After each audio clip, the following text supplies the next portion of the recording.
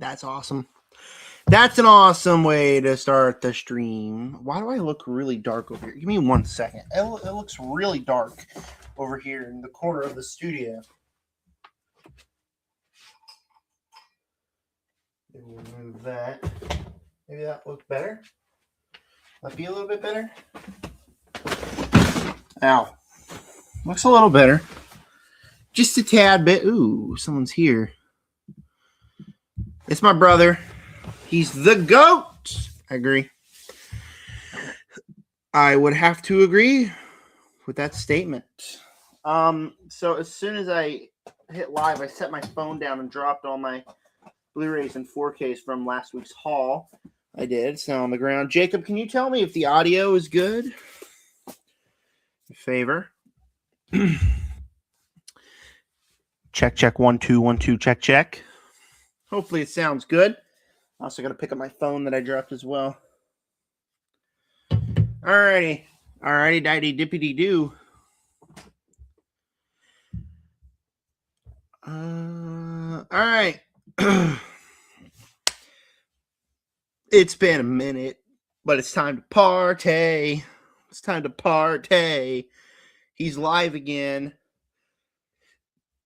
I want to know if it'll do like the big celebration in the background. Looks like it won't. It's been a while. It's been a hot minute. I've been meaning to live stream, but it's really hard with my schedule. Jacob said, yeah, it's good. Appreciate it. So, I mean, I was going to live stream yesterday, but it was actually Easter, and I probably would have gotten in trouble if I live streamed with my family. So I didn't go live stream, but I've been wanting to live stream for a while. The last one was 3 weeks ago. Live stream for the Oscars, which was probably my worst ever live stream because really nothing to talk about with the Oscars. It was kind of predictable, honestly. But so I just got rid of the YouTube tab. I don't know why I did that. I got to pull it back up. Shut up, you. I was gonna show you guys something, but forgot. Oh yeah, now I remember what I was gonna do. My mouse's battery also died, so I gotta do it with the keypad or the pad thing, and I hate it. The pad. All right, a while ago. Let's see how long ago. 9 months. Wow, it's already been 9 months ago, dude. 9 months ago, I did a tier list where I ranked the horror movies of the 2020s. It was a 2.5 hour long live stream full of 74 movies. You see right here, Jacob's in the chat. He asked me my World Series prediction for last year. But yeah, I think that's June. I didn't review, but I did a tier list of all the 2020 movies. Well, horror movies is my favorite genre. I watch a lot of horror movies. And so we got 27 more that I've seen since June that were released in the 2020s. So I was originally going to do a video game tier list where I ranked the video game movies because I was like, Mario came out, but I've only seen 13 video game movies. Kind of crazy, right? But because of the reputation they have with being just an awful genre of movie, there's a lot I haven't seen. I've seen a lot of the more recent ones. We'll see how long this takes. Maybe I'll make a video game movie tier list and fill that out the end of the video or of the stream. But here's our tier list from last time. Excuse me. Also, questions and answers. I will be the one giving the answers. I will be answering questions. If anybody has any questions for me, I will be answering them. We can do a live stream Q&A as well. Let's just have a good time. Excuse me. I'm also not drinking a Celsius today. I got a Cotton Candy Bang. Cheers. Cotton Candy Bangs are low-key my favorite. One of my favorites. My top three, my pinnacle of energy drinks is probably Pina Colada Celsius, Pina Colada Rockstar, even though I try not to drink Rockstar because when I drink energy drinks, I try to keep it on the sugar-free side. I know me, a fat guy, going sugar-free, but shut up. And then Cotton Candy Bang. It's like that's my 3 go-tos. All right, here's the tier list we got so far. Our tiers, we're not changing. Horrific, great, scary, good, creepily mid/bad, and terrifyingly awful. We got, what's that? 1, 2, 3. Yeah, we got 6 in horrific. My favorite of the 2020s being Talk to Me. We got Smile 2, Barbarian, Nope, Evil Dead Rise, and Sinners, all in horrific. I didn't realize I put Evil Dead Rise there. I wouldn't remove any of these. I'm going to move Sinners up to about here. I think I'd put Sinners in the top 4. After, like, I've seen the movie like 3 more times since our last tier. So I'd probably end up putting Sinners right there. And the great, we got Abigail, Godzilla, -1, Terrifier 3, Companion, Immaculate, Trap, Scream, Long Legs, Totally Killer, Bring Her Back, Together. I'd put Together probably, honestly, right here. I'd move it up to be right there. Doctor Strange, Alien Romulus, Night at the Cabin, Nosferatu and great. Okay. Drop, Woman in the Yard, Army of the Dead, Your Monster, Final Destination, Bloodlines, and Predator, Killer of Killers. I'm content with that. Scary Good, our biggest tier. We got Malignant, The Substance, Halloween Kills, Strange Darling, Hard Eyes, Thanksgiving, A Quiet Place 2, The Invisible Man, The Gorge, Speak No Evil, X, Renfield, Clown on the Cornfield, Terrifier 2, Quiet Place Day 1, Heretic, Black Phone, Salt X, Orphan, what's that? First Kill, I think is that one's name. Men, Day Shift, Scream 6, Strangers Chapter 1. I put in Scary Good. That's insane. Elevation, The Nun 2, The Watchers, Exorcist, Believer, Saul, Spiral, whatever that one's called. The New Mutants. I don't really want to change anything there. I'm content with that. Creepily mid-bad, The First Omen, Escape Room, Five Nights at Freddy's, Prey, I would move up to good. I rewatched Prey for Predator Badlands. I would probably, honestly, I put it there by accident, but now looking at the tier, I think that's where I'm going to keep it. I think I'll keep it right there. I'm content with it being there. Monkey, Night Swim, Don't Worry Darling, Arcadian, Y2K, Megan, Cuckoo, Pet Cemetery, Bloodlines, Boogeyman, Lisa Frankenstein, Wolfman, Time Cut, Imaginary. Besides Prey, I was content with that. And then Winnie the Pooh, Blood and Honey, Insidious, Halloween Ends, Maxine, Firestarter, and Old, all in the terrifyingly awful. I'm content with all that. I still basically agree with my opinions from 9 months ago. I moved a few things up. I moved a few things down. All right. We still got Jake in the chat. Say what's up, Jake. He says, I'm the GOAT. I love you, brother. Me and him are actually seeing The Drama tomorrow at 11 in the morning. I was going to go today, but at our theater, they do a $6 Tuesday. So I was like, you know what? I'm going to rest today, and I'm going to go see The Drama tomorrow. And that is my plan. Okay. So we got, what's that? 1, 2, 3, 4, 6, 7, 8, 9, 10, 11, 12, 24, 25. Yep, 27 movies to discuss. We're going to go over 10, and then we'll pause to take a break. Remember, send messages in the chat. Say what is up. Excuse me. Wow, I don't know what's going on there. But all right. We start with Beau is Afraid, a movie by Ari Aster.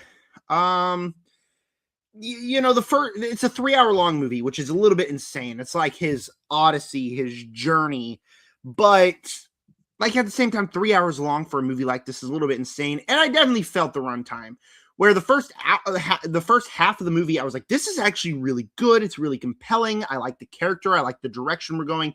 It's unique. It's interesting. And then you get the second half and it just gets weird, wacky. It starts to wear me thin, specifically with where we go with the with the play stuff and with his father and all that.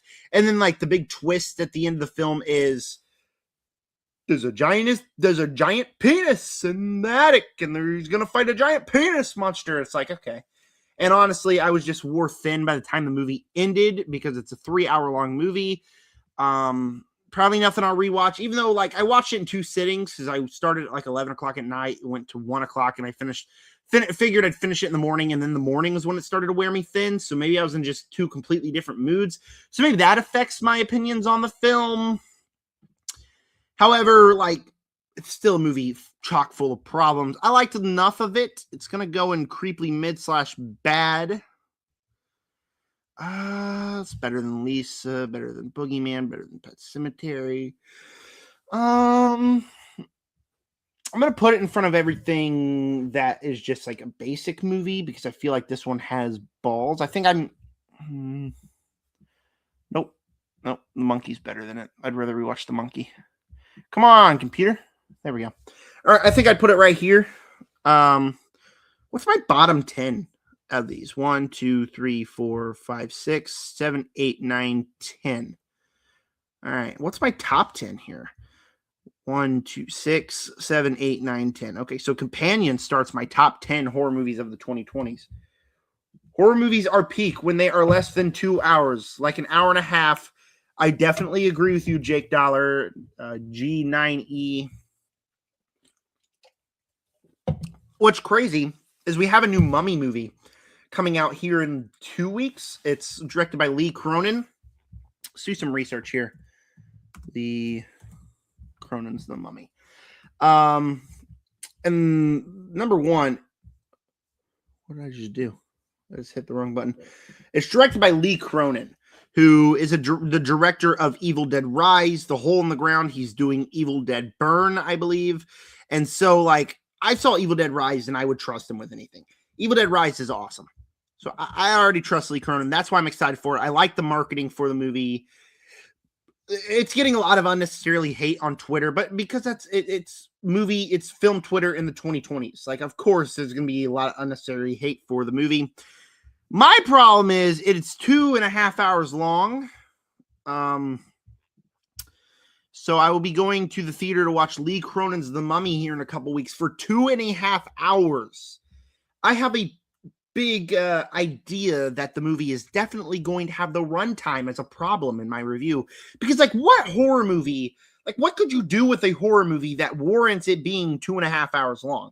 Like, he had Beau's Afraid and whatever. It's his odyssey. It's his journey. Whatever. It's all right. But, like, The Mummy, which is just a movie about his daughter turning into the mummy, what could you possibly do in a very dang close to 3-hour runtime exactly? What? I do not know what I will be going into that theater to sit down and watch. Like, I have a feeling I'm going to enjoy the movie. I'm also going to have a feeling that the more the movie goes on, I'm going to get a little more bored and want the movie to wrap up. And I have a big feeling that it will do that. Yet it's 2.5 hours long, which is pretty insane for a mummy movie. All right. Continuing with the mid-bad streak, we got Beast. This is a movie with Idris Elba in it, and he takes his daughters to the Sahara Desert, or a certain desert. I don't remember which one, but he goes to the desert. Excuse me. Wow, had he gone? He goes to the desert, and a lion starts to attack him. And I remember basically nothing about this movie. I remember that there were some fun lion chase sequences. It had some fun moments in it. I don't remember the characters. I don't remember the story. I just remember feeling like, oh, all right, it was fine for what it was. It could have been so much better. And so for that reason, it's going on creepily mid/bad. I remember enjoying it, though. I don't remember a whole lot about it.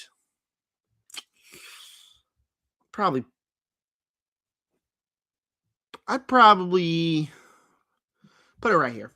I'm content with Beast being right here. Like, it's a movie that I don't have many opinions about because maybe I loved it and I just don't remember, but I feel like if I loved it, I would remember. It's just it's a forgettable lion action movie. Whoops, almost knocked it over. We got The Conjuring, The Devil Made Me Do It, The Conjuring 3, released in 2021. That I watched for the very first time in preparation for my Conjuring coverage when Last Rites came out. And where did I put it at in my ranking? I don't remember exactly where it went in my ranking. I might have put it number 1. Like, I had it 1 for a while. because I loved it that much, and we'll talk about it in a minute. But I don't remember if I moved it down from 1. Where's my what month did that release? September? There we go. Conjuring franchise. Shut up, old me. Okay, so I didn't have it 1. I was smart and I put the first Conjuring number 1 in there. I had it in the top 3. It was number 3. I put it number 3 on the ranking for a while. Right after watching The Conjuring, The Devil Made Me Do It, I had it number 1. I loved the movie. I thought, like, after thinking to myself, I was like, okay, I kind of prefer the more traditional haunted house that was genuinely scary, where The Conjuring 3 was not scary at all. Besides that, I loved what they did with this movie, man. It was very, very compelling. It was kind of like a courtroom drama, a mystery, a detective movie inside the Conjuring universe, where they're trying to figure out, well, was he actually possessed? They believe him. They're trying to find like evidence that he's was possessed, so they can show the jury and get him, unarrested or save him from prison. I think that there is some tension-filled moments in the back half of it. I think that the movie is really good with the jump scares. And so overall, like, I don't know what I just did. Whoops. I got to stop playing with the keypad when I'm doing this. I watched The Conjuring, The Devil Made Me Do It, and I'm like, dude, this movie is awesome. What did I give it on Letterboxd when I watched it? I genuinely loved it so much when I watched it. I will say that I remember things of The Conjuring 1 and 2 way more than I do with The Devil Made Me Do It. I gave it 4.5. I want to read my review just to kind of remember what I said.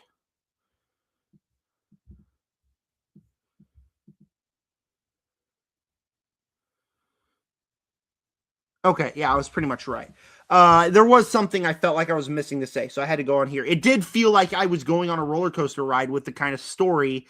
It's got a lot of great sequences, and the courtroom aspect was cool. That's basically what my thoughts were. I felt like I was missing some thoughts on that movie. I will say it's not as memorable as the other Conjuring movies, but I watched it and I was like, dude, this one actually rocks. And I cannot believe that you guys have been sleeping on it and telling me that the movie sucks. So Conjuring 3, The Devil Made Me Do It's going in great. I put it above. I'd probably keep it here. I'd actually probably put Predator or a Final Destination above it. I think The Devil Made Me Do It is consent being here in the great tier, but on the lower end of the great tier. And then we got Predator Badlands, which we'll just keep with the great. It's going great. Now, me personally, I wouldn't consider it a horror movie. Wikipedia does. I looked it up. They said, yeah, it's a horror movie because the Predator franchise is a horror franchise, but this one's more of an action movie. But, I mean, it's part of the franchise, so I'm just going to keep it in here. This movie's awesome. It's like the MCUification of the Predator franchise, for better or for worse. You might hear that sentence and you might think, what the hell? You might hear that sentence and be like, I'm all in. I love it. And I was all in and I absolutely loved it. It's a buddy cop Predator movie. It's Predator, Dex the Predator, who is just incredibly likable, with Elle Fanning, who is just, a delight as always. They have fantastic chemistry, which is ironic considering one of the halves can't speak. And the fact that they have awesome chemistry means how special this movie is. It has some phenomenal action set pieces. From the very beginning, this movie's kind of a nonstop roller coaster ride, which makes it just so entertaining because you got the action that's awesome. You got some funny jokes. You got good chemistry. Fires on all cylinders to kind of be just this awesome, fun blockbuster. And that's what I loved about this movie. A lot of people are saying, is this the direction we want with the Predator franchise, a buddy cop Predator movie? Probably not for the franchise, but me personally, I want like 30 more of these. This movie was awesome. I cannot wait to see what they do with these characters. Now, here's a question. Where am I going to put it? What's better? I'm going to spit on my table. Whoops. It's better than Woman in the Yard. It's better than Nosferatu. I'm tripping here. I'm going to put, you guys still see, right? All right. I'm gonna put Alien Romulus in front of Multiverse of Madness. I'm also gonna put Badlands in front of that. I'm also gonna bring her back way back because that's a little crazy that I have that high. I think I did this video right after I saw Bring Her Back, so I was a little bit on a recency bias. Yeah, I think I'm good with putting Predator Badlands right here in front of Doctor Strange 2, but behind Alien Romulus. I'm consent with that. Are you guys consent with that? Because I'm consent with that. All right. What's next? Shelby Oaks. Oh, I gotta think about this one for a second because I don't know if I want to put it on mid/bad or scary good. Because there's so much of the movie I loved. It takes like a documentary style, a found footage style, and then like a real movie. It kind of combines them seamlessly. The first hour of this movie is absolutely awesome, dude. Like it is a phenomenal first hour. Excuse me.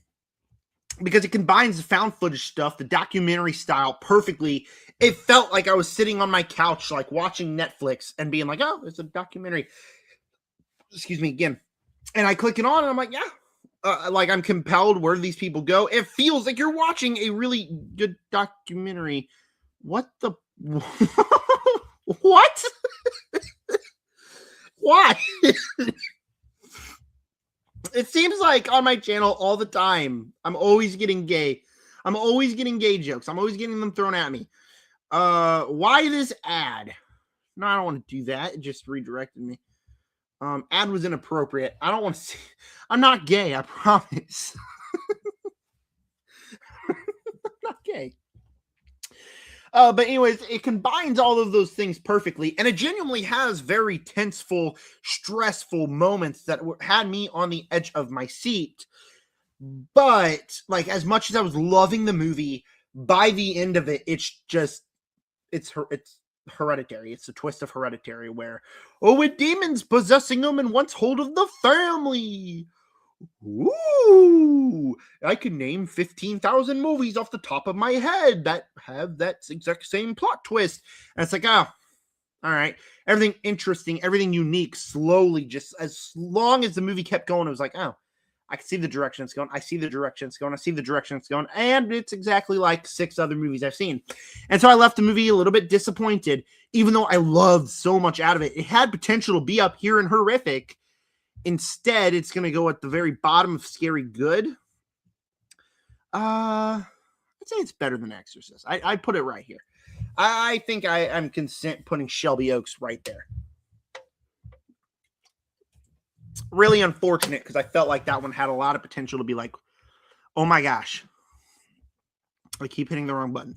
I felt like that one had a lot of potential to be like one of the best horror movies of the decade.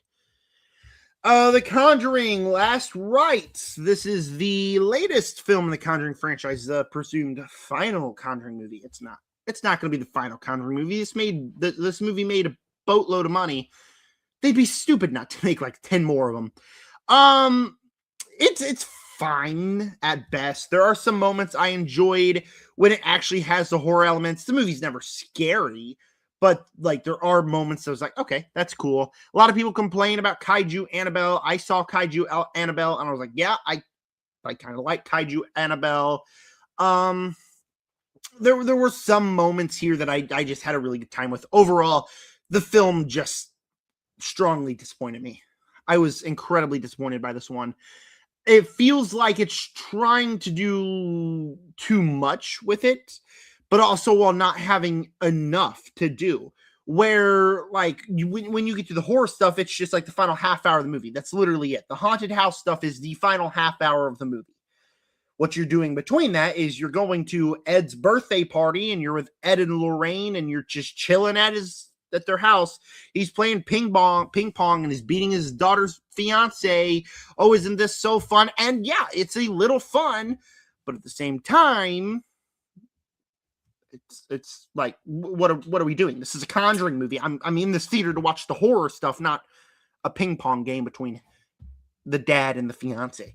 It's a little stupid. And then like they try to do something really emotional, like the Avengers Endgame moment of the Conjuring franchise, where they're just standing there outside, they're dancing, and we have a very sad montage about their life. And it's like, what? When at any point in the movie have you been like trying to do a satisfying conclusion to these people?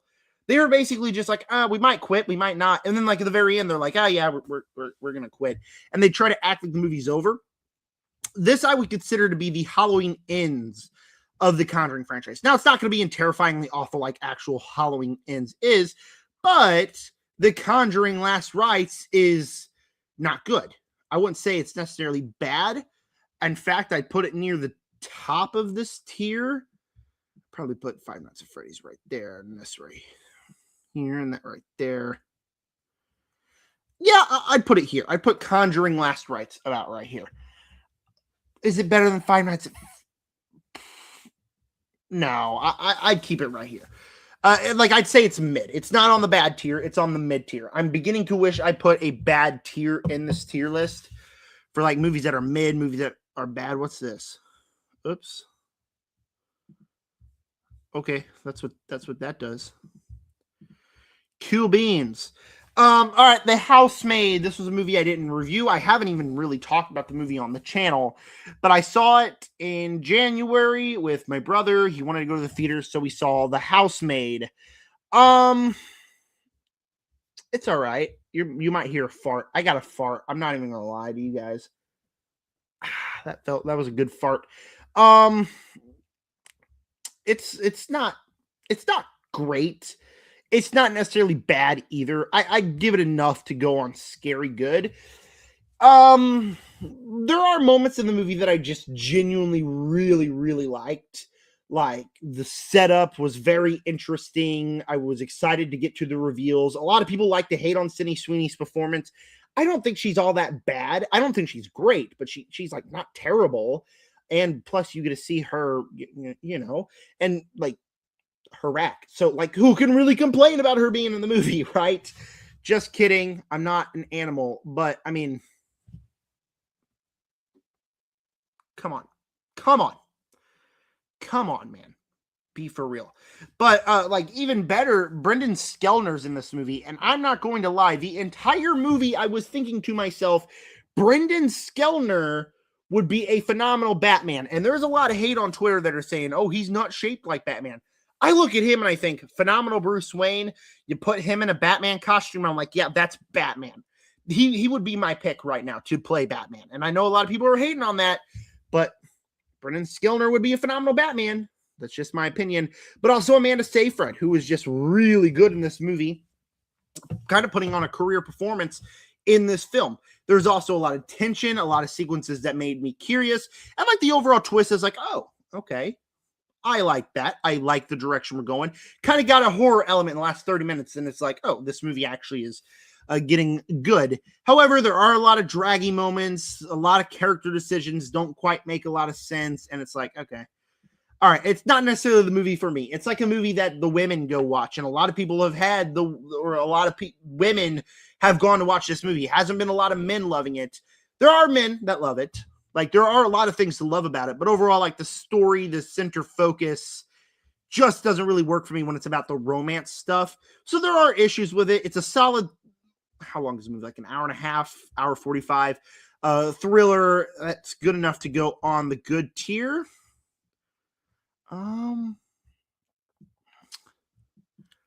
Probably. What am I doing? It's not that good.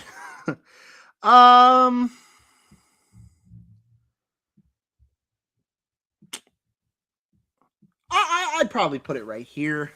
I think that's where I'd put it. I'd put it right in front of The Strangers Chapter 1 and right behind Scream 6. How many movies was that? How many do we got left? 12, 13, 14, 15, 16, 17, 18. Okay, so we've done 7. We'll do 3 more and we'll take a break. Send in those questions. If anybody's watching, send in those questions. Thought I heard someone scream. No one's screaming. Send in those questions. We'll talk about 3 more. I'll be answering some questions. The Long Walk. My favorite film from last year. There's no surprise here. That is going all the way up in the horrific tier. This movie rocks. The Long Walk is a phenomenal film. I loved it. It is a movie that not only is the cast stacked, you got Cooper Hoffman in here, who is just phenomenal, but you also got Ben Wong. You got crap. Why can't I remember his name? That's so frustrating because he's phenomenal. David Johnson. As soon as I was looking it up, I remembered his name. David Johnson, who is just phenomenal in this movie. It's a cast that you love, and they make you care for the characters. And this movie is a movie where they walk for an hour and a half. And if you don't care about the characters, you don't care about the conversations, you don't care what's going on, then you're not going to like the movie. But the movie makes you care for these characters. You love these people. And you get to learn their backstories. You get to learn the friendship. And it's overall, the center of the film is friendship. It's about the friendship between these characters. And you just care for them. And then on top of that, it's a brutal movie. You can't walk no more. You get shot in the head. And it's not like off-screen kills. You see kids. These are literally 18-year-old children getting shot in the head. So it's brutal, it's emotional, and the longer the movie went on, I was the tension racks up, your chest starts pounding, you're on the edge of your seat, and then you get to the ending, and eventually where you think the movie's going to end up, the movie does not end up there. You think it's going in a certain direction, it goes a completely opposite direction, and it's one heck of a twist that not only works for the characters, but works for the movie itself, and just made me sit in the theater seat crying. And my dad was sitting next to me. He's like, "What's wrong with you? The movie's not actually that sad." And I'm like, "Dad, you don't get it." And not to get all political or anything, but what this movie means to me is it came out during a time where certain someone died. Certain Charlie Kirk. I'm just going to come out and say it. Where Charlie Kirk got assassinated. And at a time in the world where everybody is at each other's throats and going after each other, and you got people oh, he shouldn't have died, which he shouldn't have. Obviously, I feel like that's the no-brainer right there. He shouldn't have got shot and killed because that's murder, that's an assassination. But then you got the people oh, he deserved to die. And wow, my voice just cracked bad. Did you guys hear that? It just went. Anyways, and everybody hated each other. There was arguments everywhere. There's about to be a war going on. It's a time where in real life, it's bad. It's getting bad. And you go to a movie that's about finding friends in a very tough time. And it kind of hit me on that emotional level. Now, obviously, my voice cracked again. This is bad. I need a drink, clearly. Obviously, I'm not going to sit here and be oh, the world's affecting me on a personal level. It's not. It's just oh, yeah. All right. That's what's happening in the world. But it was not. It was so nice to have a movie about friendship. So it goes in horrific. It goes above Sinners. I'm going to put it 3. I'm going to put it in my top 3 horror movies of the 2020s. It's that good. I love that movie. It goes here.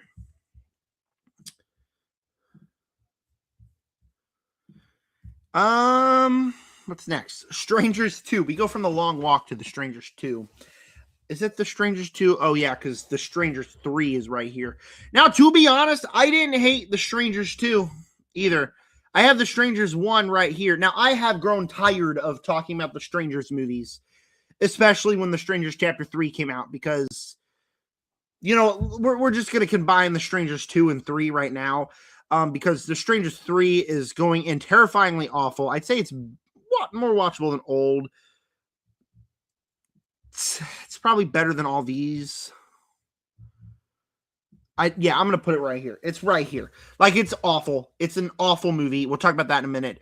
But like, I've grown very tired of like just hearing like the Strangers movies and the discourse about it because the movie sucks, and I'm tired of talking about it. But like the Strangers Chapter 1 and 2, I was always on the side like, oh, they're not that bad. They're all right. They're fun watches. And I still agree with it with the Strangers Chapter 2. It's going to go in Scary Good. I'll figure out where I'm going to put it here in a minute. But like the Strangers Chapter 2, I get the criticisms that it's a movie that doesn't really go anywhere. I will say, though, it's like an hour and a half, kind of a chase movie. There are some tense sequences. While not being as tense as that first movie, there are some sequences that had me on the edge of my seat. There's a giant pig that goes after her at one point, and it's just like laugh out loud, ridiculously stupid. But I think the thing that holds it together is Madelaine Petsch's performance. I think she is phenomenal in this movie, as she is in The Strangers Chapter 1. Like, I want to see her in a really good franchise. Like, I'm not going to come out and say it's phenomenal. It's not. But overall, I had a pretty good time with The Strangers Chapter 2 and Chapter 1. So, Strangers Chapter 2, I'm content putting right here. I am content putting it right there. I know. Look at the Scary Good, right? Like, it has some very big hot takes. You got The Exorcist right here, which like a lot of people like hated the movie.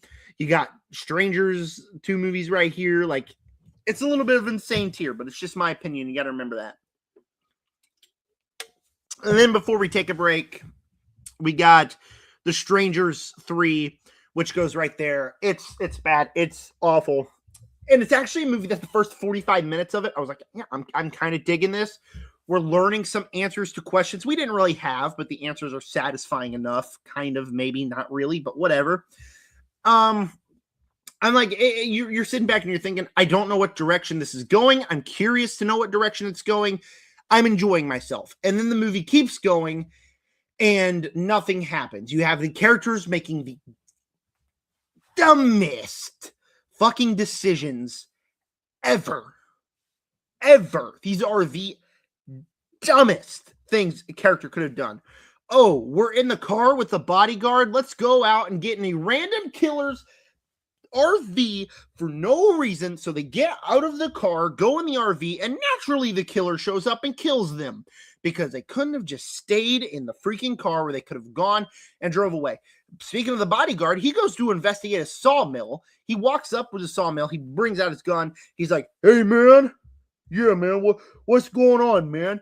And the guy's like, hey, man, just lower your gun. And he's like, I could just shoot you right now. You want to kill us. But all right, lowers the gun, gets shot, obviously, because he's a moron, apparently. And so he's dead. Earlier in the movie, Madelaine Petsch's character could have escaped. The movie could have been over in 15 minutes, but she gets in the car. And it takes her 5 seconds to look over in the chair next to her like, what's this? What's this over here? Oh, let me look at my cell phone because I'm trying to leave the building. And then she just crashes, obviously. And oh, here comes a stranger kidnapping her when she could have been out of the town looking at the seat right next to her. Bad. And it makes it even worse. You get to the end of the movie and it's like, all right. She shoots one of the bad guys and then she cocks her gun twice, loses the bullet. She's like, oh, why is my gun out of bullets? Starts dancing with one of the strangers. And then she's like, oh, I'm going to stab you now. And the movie ends with her walking away and putting on the mask. Is she going to be a stranger? Who cares? This movie sucks. And the worst thing about it is Madelaine Petsch, who was so good in the first 2 Strangers films, is so bad in this movie because she doesn't talk. They don't give her any dialogue. There's 2 scenes in the movie that she actually speaks. Bad. It's terrifyingly awful. It's one of the worst ones here. All right, we're going to take a break from the tier. You got any questions, send them in the chat. I will be answering questions, all of the questions that will be sent. So please ask me questions, movie, sports related. I'm going to stand up, stretch my legs. I know I've only been here for 40 minutes, but I got to stretch my legs. But I'll be right here anyways. You guys could just see the background. I'm just going to stand right here. Any questions in the chat? Click on my phone for a minute.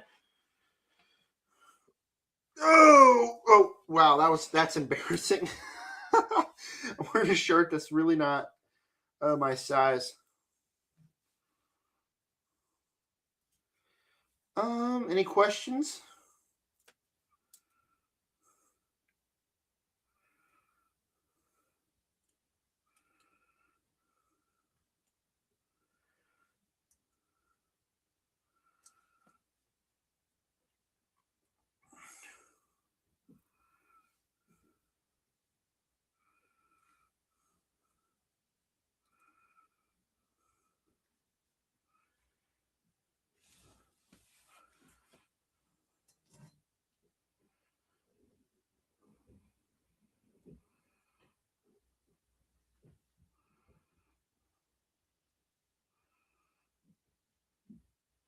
All right, I'm gonna sit back down. I had to text my mom real quick. Had to text my dear old mother back. I'm gonna stop talking about movies real quick. Just taking a brief little break. How's your all day going? Probably as soon as I click off this live stream, I'm gonna go watch Born Again. Excuse me, episode 3, because I've been behind. Maul Shadow Lord. What is this?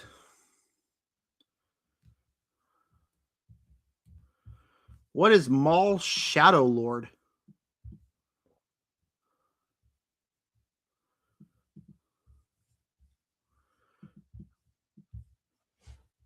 Apparently there's a new Maul Shadow Lord out. I know what it is. I think the animation on Darth Maul looks cool. I don't know if I'll be watching, though, however. It just might not be my thing. However, what's going to happen with the Born Again stuff is the next episode releases tomorrow. I've only seen episode 2. It's been a really busy week. So I will probably just review episode 2 and 3 in shorts. And then when episode 4 comes out, review the first half of the season, because there should only be, 8 episodes? Let me look that up real quick. How many episodes of Born Again season 2 are there? 8. There's something on my computer. There we go. It says 4. Someone on Reddit said there's only 4 episodes so far, which I think is funny. Can someone explain why Daredevil Born Again has 8 episodes only? Like, isn't it supposed to be 9, like season 1? Because it was originally... That's a good question. Originally 18 episodes divided into 2.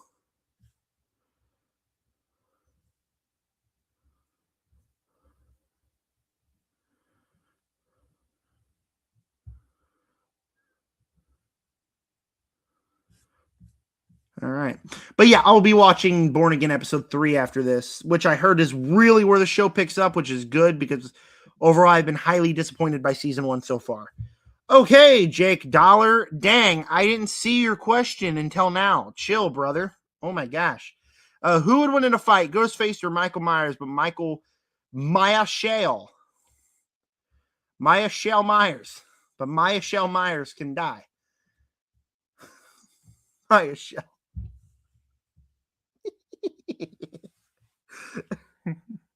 Maya Shale Myers. Maya Shale Myers. Maya Kale? Maya Kale? Somewhere around there. Learn to spell, buddy. This is like the dumbest question I've ever seen. I know, I'm sorry. He's my brother. I can make fun of him. Michael Myers. Michael Myers is like demon. He's like a demon.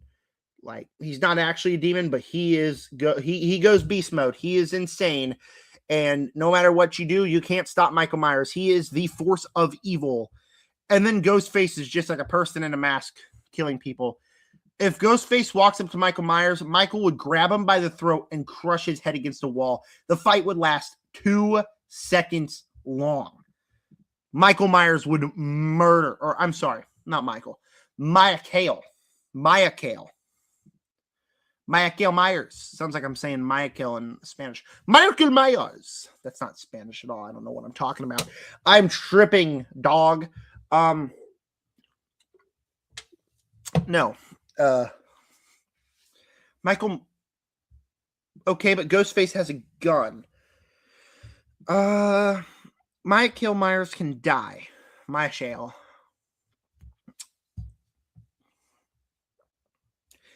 So it's Scream 6 Ghostface with the Ghostface with the shotgun.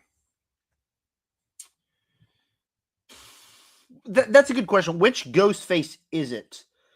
Because like the only just got a newsletter from the New York Mets.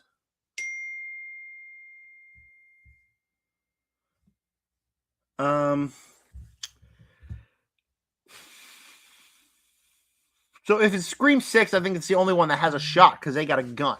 Or they really got they got a shotty. They got a shotgun. I don't think any other one has a chance. So Michael can die. I would still like, even if Michael had a shotgun, or even if Ghostface had a shotgun, I'd still pick Michael to win because he's the like the force of all evil, dude. He is a beast.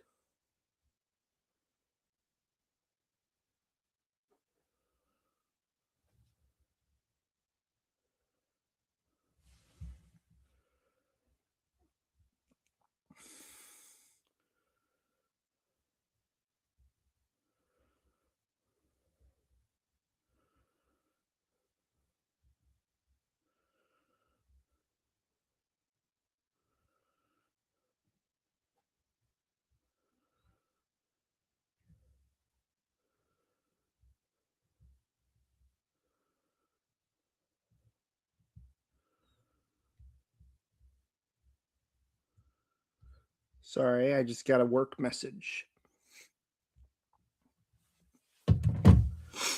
I'd still pick Michael. If every single Ghostface faced off, who would win? That's a good question. Probably Billy. I'd go Billy Loomis. He's an absolute beast.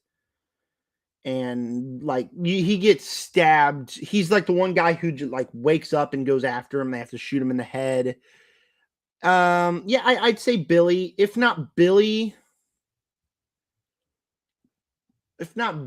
I'd probably go with. No, it's Billy. It's Billy. Billy would kill them all. He's the most psychotic out of them all. I'm going with Billy Loomis. Sorry, I got to take this work message.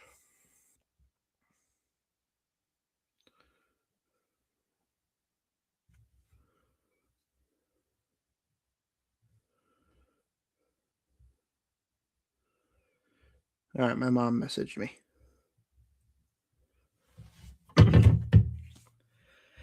All right, any other questions? I choose Billy to be every Ghostface.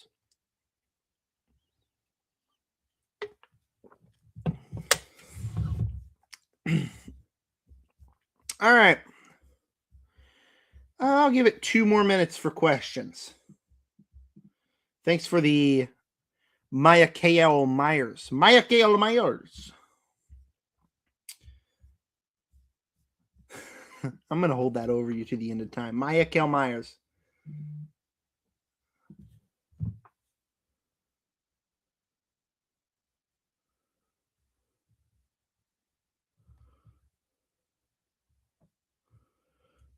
All right. All right, we got 2 viewers here. Say what's up. I'll be taking questions, movie, TV show related.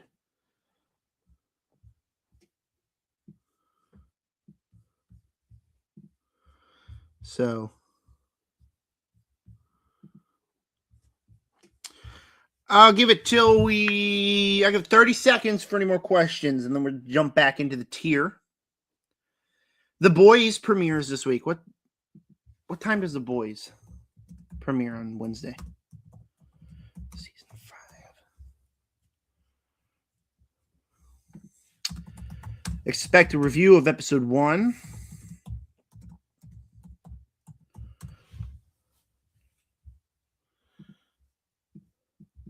Okay, so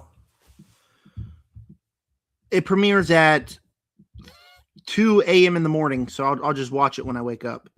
It's when it goes. So I like I said, I've been meaning to continue the Daredevil Born Again review series. Shut up, you. But like I said, they released 2 episodes. It's been really busy. Plus, comments are turned off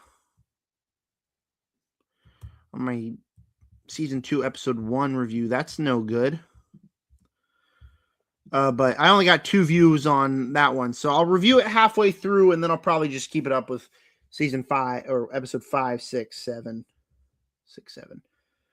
Now I got to go fix the comments.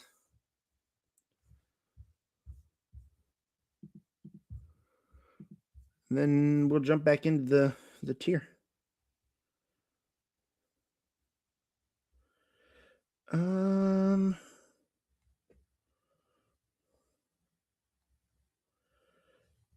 Where are you at?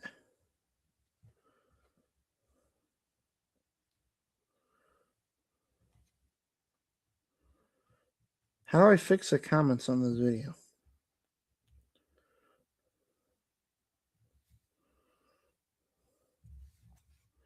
So it says the comments are on. That's weird. Because YouTube said they were off. Well, let's find out, shall we? Last year, Daredevil had a reboot series called Daredevil. So comments are off. Again, okay. And I was very disappointed by it. I thought the way that the season... Shut up. Now I just gotta figure out how to fix this. This is weird. Community. Content.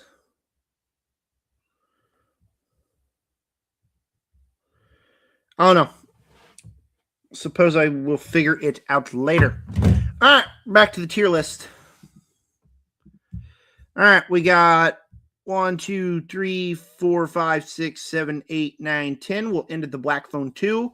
We'll take another break for questions, and then we'll wrap up the tier list, or the updated tier list. I remember, if you want to know my opinions on every single one of these other movies, I have a different tier list out already anyways. All right, Undertone. This is a new one that actually I saw. Was this last Tuesday? No, I think it was 2 weeks ago now that I saw Undertone. And they brand it as the scariest movie you'll ever hear, which is just not true.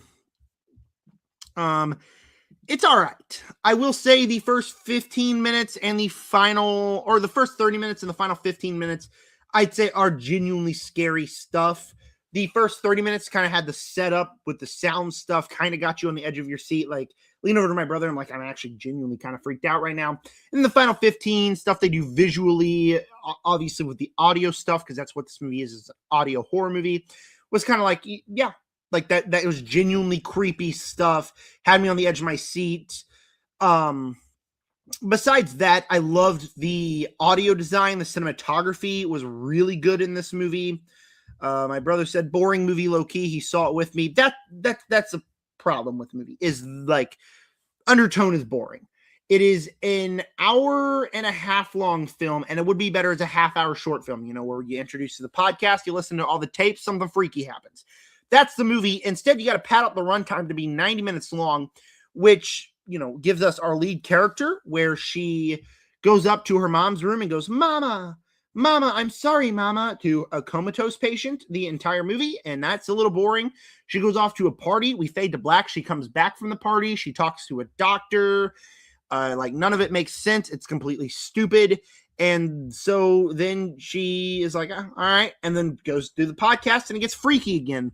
And it doesn't help that I find our character, not only the actress, not being very good, but I do think the film itself, like her character was written to just kind of be a jerk, where Justin's like, hey, I can come down, help you with your mom. We can hang out and stuff. She's like, Justin, absolutely not. I do not want to see you. And she's just being completely rude to Justin, who didn't do anything. And alongside her being a jerk, she's just kind of an idiot, where lights keep randomly turning on in her house. She's having freaky dreams, yet she still, every time in the podcast, decides to be like, Justin, it's fake. Nothing's actually happening. But she's having these freaky dreams and weird stuff's happening. Gets so bad to the point where she sees an eye poking out from a door, and she just goes over, shuts the door, doesn't really care. I do not like her character at all, and that's what makes it frustrating. However, there was stuff that I really liked. It can be genuinely creepy, so it is going to go in the good tier. I liked it enough.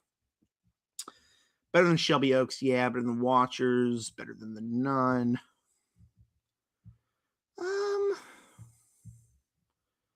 Okay, I gotta fix this. Where do I want to put this? Because overall, like, my experience with it was positive, but like at the same time, I did have issues with it. Put it right here. No.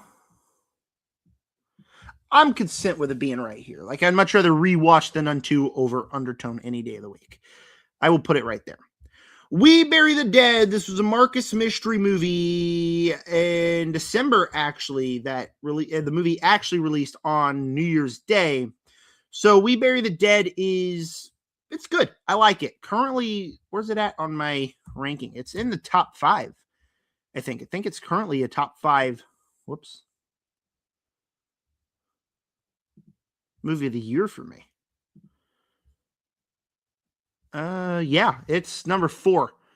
This year, honestly, for films hasn't really been that great. Like, my top 5's Crime 101, We Bury the Dead, The Rip, Project Hail Mary, and Good Luck, Have Fun, Don't Die.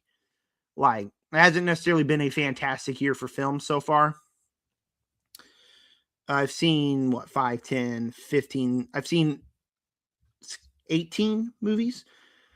About to be 19 tomorrow when I see The Drama, which I hope gets popped back in there. But like, it's number 4. It's a good movie. I like it. There is plenty of issues with the film, specifically regarding the fact that the movie itself feels like it's going towards something big and nothing ever happens. When you watch a zombie film, you expect there to be like this big zombie set piece. But like, overall, you don't get none of that. But the film itself is about grief in hard times.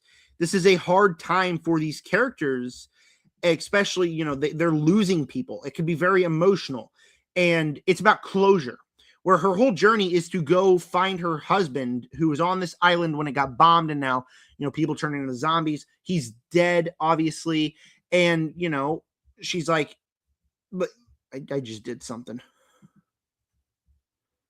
Oops, not mean to do that. There you go, fix it.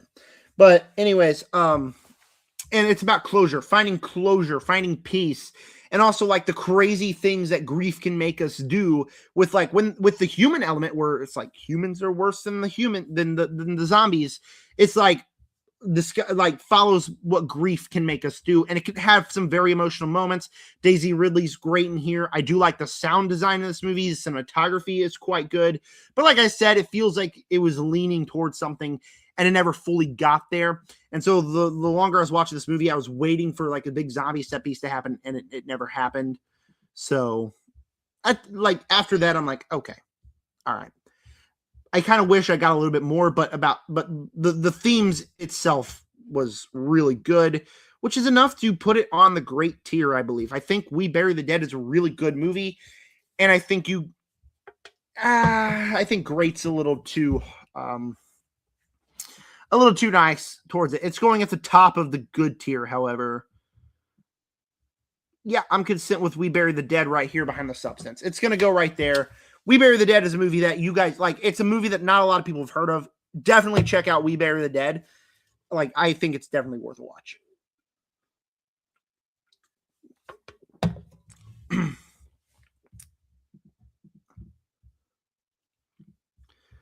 This one's a tough one to talk about, man. Because, thought I heard something. 28 years later, The Bone Temple is like, it's not a movie I didn't like. Like, I liked it. I think every sequence with the Jimmies is terrifying. Jack O'Connell's performance is the best performance of the year so far. He is so good and genuinely terrifying, and you fear every sequence he's in. Obviously, you get Ralph Fiennes in this movie as well, or Ralph Fiennes, sorry, and he is just phenomenal as well. Alfie Williams is pretty good. The whole cast is great. Terrifying moments in here. The cinematography, sound design, all that is great. However, I feel like on a story level, on an emotional level, the movie just never hits for me. And I think that is the scene with, or the stuff that Nia DaCosta brings to the table. because I've seen all of her movies and I just always feel like those movies lack an emotional element to it, where this movie, I just didn't feel anything throughout the film, especially when you get to the end and a certain character dies and it's kind of played off as a joke, like, I think you're going to die. And the character's like, yeah, yep, I'm going to die. And it's like, oh, well, that's really freaking stupid and kind of pisses me off that a character like that died and like that's how they react. But like every scene with the Jimmies was awesome. Here's something interesting. He said the devil scene was peak, which is the dance scene at the end of the movie. And like my first watch, I thought it was such a crazy tonal shift that I'm like, I kind of hated that. My second watch of the movie, I'm like, I actually really kind of enjoyed that sequence. Had a lot more fun with it, knowing exactly where it was going. But like every scene with the Jimmies is awesome. The rest of the movie just kind of fell flat on an emotional level for me. So it's good. It's going in the good tier. I'll put it right there though. I think it's better than The Watchers, but I do think Undertone is a little bit better than it. Now I will say January, and I'm going to come out and say it, and like I haven't told anybody about this or anything, and so like it's not something crazy, but my brother's watching and he's never heard about this. I wasn't feeling like myself in January. So like a lot of movies I watched kind of impacted it on that, where like I watched the movies or I watched movies and I could not for the life of me get invested in any one of them.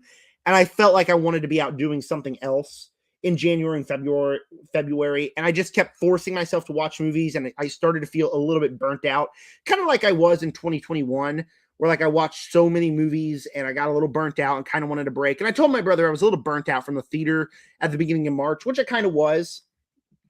Now, like right now, I'm feeling a lot better. I'm not burnt out anymore, but I was feeling a little bit burnt out and kind of like this is work, which I don't want my YouTube channel to feel like work.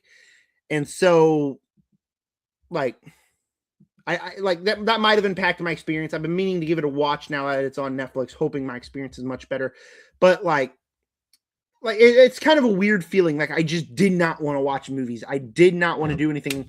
I just kept forcing myself to go do it. And like I'm going to be completely 100% honest here. I talked to my therapist about this and we were like, you should take a break. So I took a break for like a week and a half in March. And I'm like, you know what? I'm back. Kind of want to watch a movie. And I haven't really had that feeling since. So weird story, I know, but maybe that's what impacted my experience with Bone Temple, because I feel like I should be loving it a lot more than I actually did. But yeah, weird story. Now there were movies like in that time period that I loved and I wanted to be watching, like Good Luck, Have Fun, Don't Die. But like a lot of movies I was really disappointed by.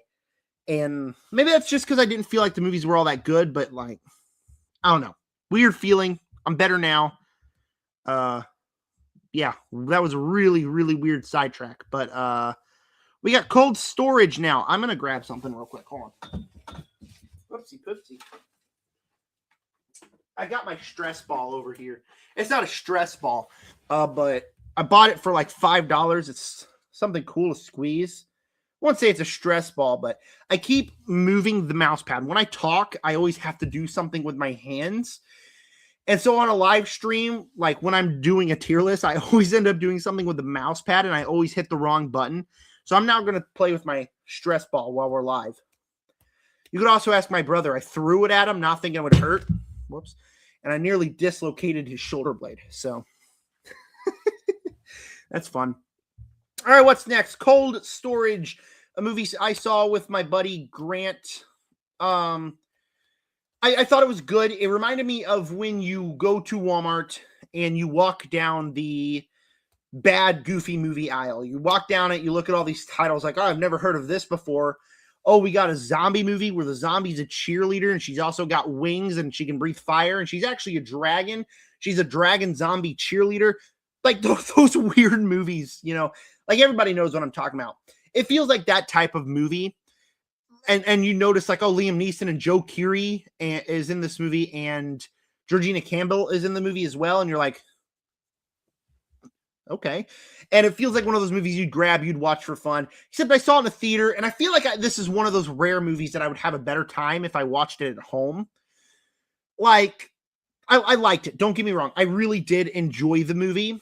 There was a lot of cool plot twists in it. I loved Joe Keery. He's obviously a lot of fun. Liam Neeson, I feel like if he leaned into more of what he did in The Naked Gun, I would love him a lot better.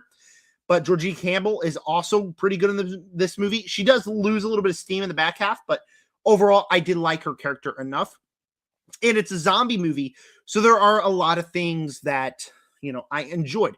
A lot of cool sequences. One in particular, when things start picking up, I had a lot of fun with. Overall, the longer the movie goes, I'm like, okay, this is like a goofy movie. A lot of, like, there's too many things happening. The script isn't necessarily the greatest, which is unfortunate because it's written by David Koepp. Speaking of David Koepp, let me make sure it's the same David Koepp, but I watched a movie by him last night, Stir of Echoes, because my mom wanted to. I did not want to watch a movie last night, because it was more like 5 o'clock. I just watched my Mets win a baseball game, and I kind of wanted to do something else. Mom wanted to watch a movie, so I went to the gas station, got a drink, and watched the movie, and I had a good enough time with it. Like, Stir of Echoes was pretty good, but I believe that was David Koepp, and like the story was very well written, but the characters were not. And writer. Did he write Cold Storage? Yeah, he did. All right, same David Koepp. David, like, the story itself gets a little too convoluted for me in the back half of it in Cold Storage. So, like, David Koepp movies, he's written some phenomenal movies. This is a guy who's written Jurassic Park, the original Spider-Man, Mission Impossible, Indiana Jones. Oh, that's Kingdom of the Crystal Skull. So he's written the 2 terrible Indiana Jones movies. Or not terrible. Is Kingdom of the Crystal Skull the bad one? Or is that... No, The Last Crusade is a good one. Kingdom of the Crystal Skull is a bad one. He's wrote that one and The Dial of Destiny. But I will also come out and say it that,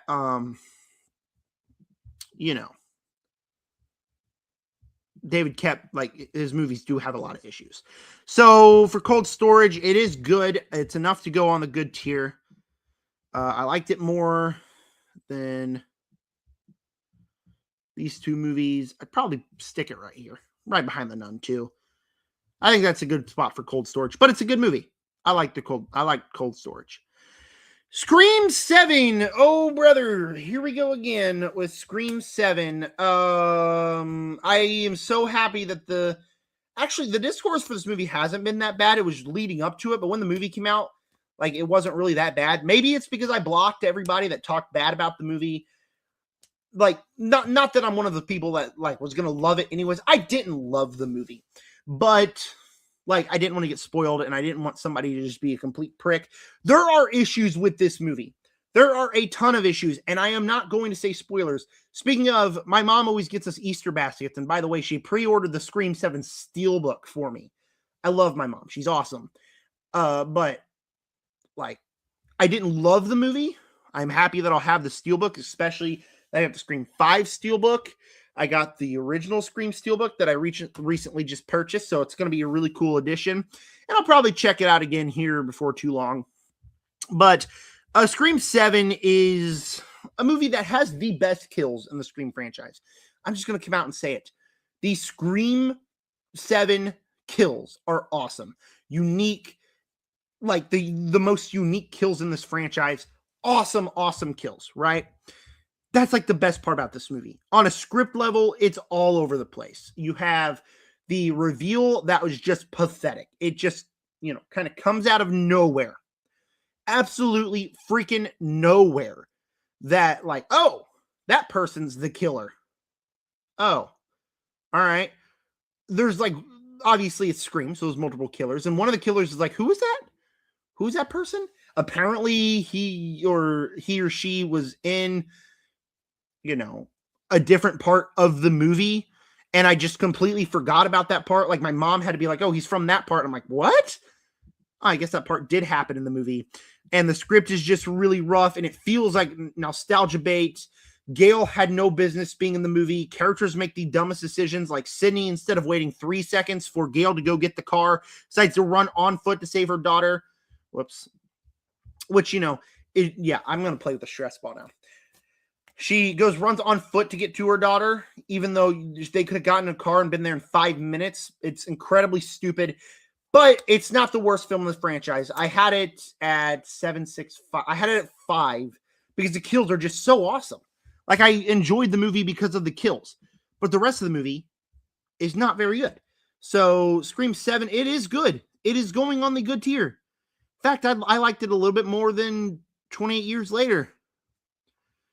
But I'm going to put it right here. I'm going to put it right behind Undertone and Cold Storage. It's right here on the bottom of good. I would go positive with the movie, but it is a very, very frustrating film. All right. We got, let's do these 3 right here and we'll take a break and do the rest of them. The rest of them, they lumped together the movies that were released in the in 2026. So these are the last 3 movies that were released this year. Now I have a review for every single one of these movies right here, so I'm not going to spend too much time on them, I don't think. Send Help is a movie that is a lot of fun. It's Sam Raimi's first R-rated movie in 25 years, I believe, and I liked it. I liked it enough.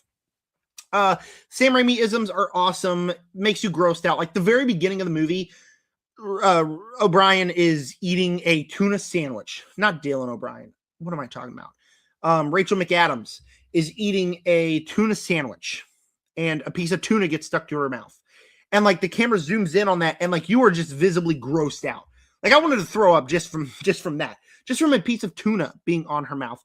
Great job at making you feel grossed out. It has a lot of blood and gore. The boar scene in the movie is just absolutely phenomenal. There's a really good jump scare in here. And the final 20 minutes of the movie are just carnage, candy, which I loved. You got 2 great performances by McAdams, by O'Brien, who are just really good in this movie. Both of them have great chemistry with one another.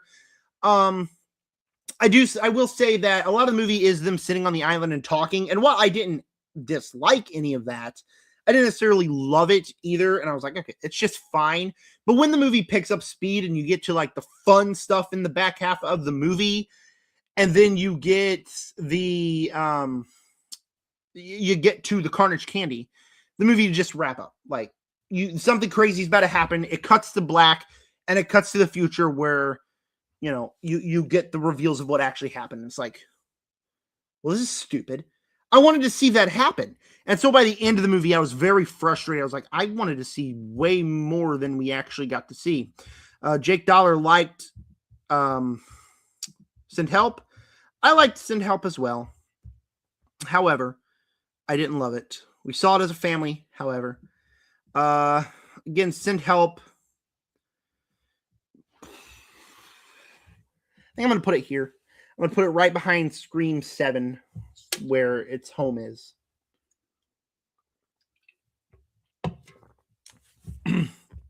But it's a good movie. The Bride, a movie that normally I'd just put on bad. I got to stop doing that. Normally, I would just put The Bride on bad. But I'm at the point where I am so unbelievably done with the discourse. I am so unbelievably done with people telling me that I am just a sexist, unfeministic person that hates women and I'm gay and I hate women and I hope women could die because I hated this movie. Nope, that's not it at all. You're stupid if you actually believe that nonsense. Wow. This movie is just a bad movie in general. If you have half of a brain, you would realize that The Bride is a genuinely bad movie because, you know, like the normal things a movie could have. Obviously, the movie looks great, has 2 great performances, but the nonsense that they do with having way too many themes in the movie. There's a theme about feminism and about women rising to power. There's a theme about love and about toxic relationships. And if the bride loves Frankenstein or if she doesn't, and we have that theme and we have the stuff about the mobsters and we have the stuff about the detectives, there's way too much going on. And not any of it's fleshed out. I get being mad if someone's being sexist because the movie's too women powered. Whatever. It could have been more. Like, I didn't care that they did like the feminist stuff. The thing is, it's so unbelievably half-baked that I have to give it a negative because they do a woman's rise to power like they do in the first Joker movie. Honestly, you watch the first Joker movie and they do a sequence like that. Except, unlike the first Joker movie, it is here for 3 seconds. And then, like, we move on to the next plot line. And then we move on to the next plot line. And then we move on to the next plot line. And it is unbelievably stupid. And the thing that caps it off is it lost me in the first 5 minutes of the movie when they do the Mary Shelley stuff. If you don't know what the Mary Shelley stuff is, it is where you got the bride and she's playing 3 different characters, and randomly she'll just have Mary Shelley just pop out of nowhere going, oh, yeah, I'm going to say a bunch of random nonsense, and it takes away from the story because you can't understand what she's saying, and it makes no sense. And then the back half of the movie, you got the bride going, I don't know if I like Frankenstein. Do I love him? Do I hate him? Do I love him? Do I hate him? Makes no sense. It's completely dumb. And by the time, like, we get to the point, I was like, okay, I'm over it. There are moments in this movie that were good. But overall, like, the movie is so out of focus, so stupid. Shows a lot of potential for Maggie Gyllenhaal as a director, but for being on my most anticipated film list of the year, the discourse itself just has to put it on Terrifyingly Awful. However, I would put it at the top of Terrifyingly Awful. It's not a compliment, but there are more stuff in The Bride that I like than any of these other movies. And then Ready or Not 2, and then we'll take a brief break. I dropped it on the floor, and I got dog hair on it. That's wonderful. Ready or Not 2. I saw the first Ready or Not movie in preparation for this one, and I gave it 5 stars. I loved Ready or Not. This movie's more of the same. It is the exact same movie, except, like, not as fun. You got a good cast, but it's not as fun as the original. You got nonstop action sequences, but it's not as fun or as fresh as the original. Now, obviously, it's all very watchable. You like the 2 leads of, I can't remember her name.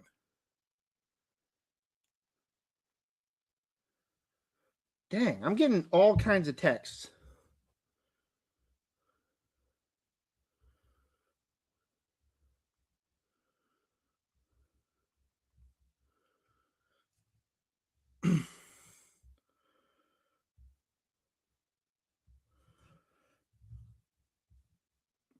Everybody's asking me to cover their shift when I request it off because I got something going on tonight that I need it off for.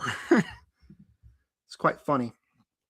Anyways, where was I at with Ready or Not 2? Here I come. Oh yeah, it's the exact same movie. I like the chemistry between, why can't I remember their name? Samara Weaving and Catherine Newton. They had good chemistry, but like, it's the exact same movie, but just not as fresh or as fun as that original movie. I do think the last half hour of the movie is a blast. I think the last half hour is awesome and does something fresh and original with the franchise. However, the movie itself is just good. It's good. It's going on the good tier, but I would much rather prefer to ever watch the first movie again, and I would never revisit this movie. I might revisit it, but, you know, I would much rather watch the first one. So it's going on scary good. Like, it's going pretty high up here. I enjoyed the movie because I enjoyed that first one, but the first one's much better. It's better than Scream 6. Also, I put out a short where I ranked Radio Silence films. You guys should go check it out if you want to know my ranking of Radio Silence movies. I go above here.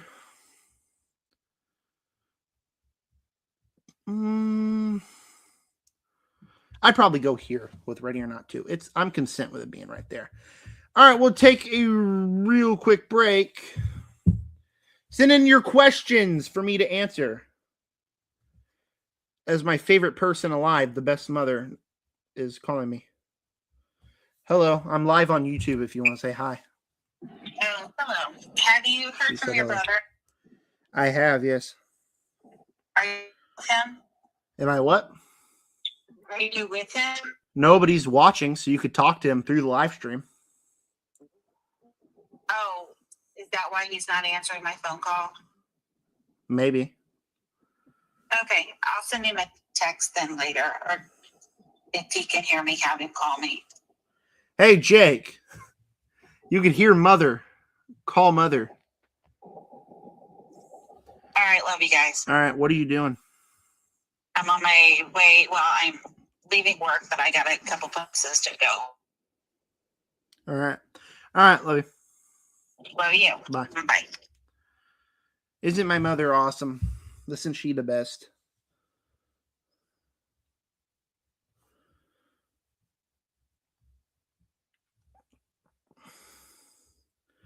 Mother is pretty awesome. Mother is pretty cool.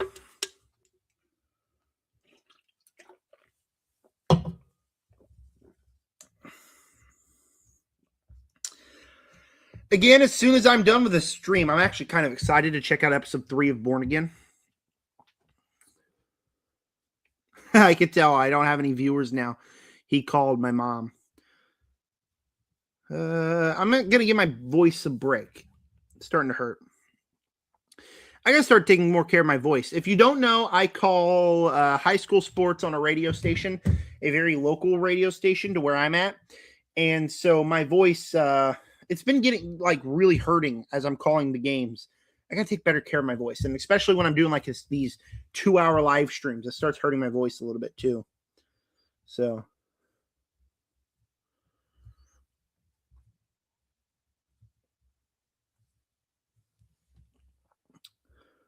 Any questions? Questions, comments, concerns? Nintendo should bring back Mario Super Sluggers. That's all I'm seeing on Twitter right now is that they should bring back Super Sluggers, and I agree.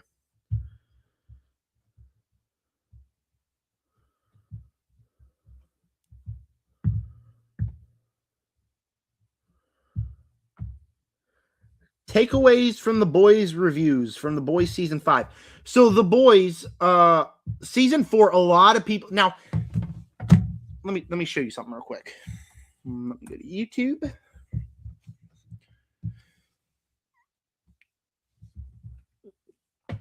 Why did we get the official trailer for Born Again season 2 when the show already started?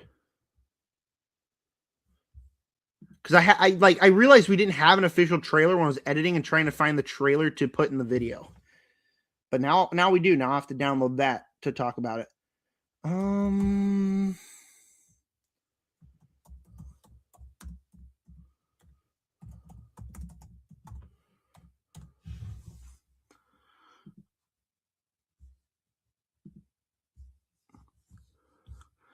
So I didn't, when I started this channel, he's back. Hi, Jake. So if you don't know, I had an original channel that I did for 4 years called Zachary Movie Chat, blah, blah, blah. Who cares? And I restarted because, I didn't take good care of that channel. My thumbnails were bad and I wasn't getting very many. I was getting pretty solid views on that channel now that I'm looking at it. Dang. 262 subscribers, and I'm getting a whole lot of. Maybe I should have kept on that channel. However, I'm glad I didn't because this is a good channel here. However, where's The Boys reviews? I didn't get to talk about The Boys on this channel because I reviewed it on that channel. Was I smoking crack here? The Boys season 4 episode 1 through 5 review, and I said it was disappointing. I loved season 4.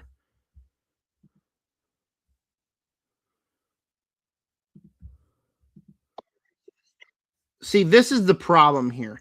I know my webcam isn't necessarily the greatest. Like, I'm not a big fan of like I think I'm gonna have to get a real camera here eventually. However, I filmed on a GoPro. Look at this. This is bad. Like, it's all right, but I also I'm not a big fan. Last weekend we got the season finale. I gotta turn you down. You gotta be turned way down. What did I get? Like season 4 of everybody's favorite superhero show, The Boys. That means today I am going to review season to get an A. I really enjoyed this. Also, listen to this obnoxious music, dude. A lot of stuff that they did with Starlight I really liked in this season as well. So there were a lot of character arcs that I did really enjoy. It's bad music. Is going to get an A. I really. All right, so I did give The Boys season 4 an A. I really enjoyed The Boys season 4. I actually liked it more than The Boys seasons 1 and 2. Did I rank the? Great, I lost it.